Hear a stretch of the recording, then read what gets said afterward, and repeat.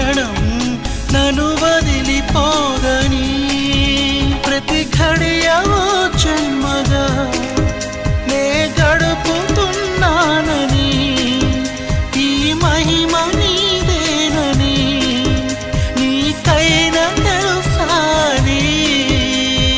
నీకు చెప్పాలని ఒకే ఒక మాట మదిలోన దాగుంది మౌనంగా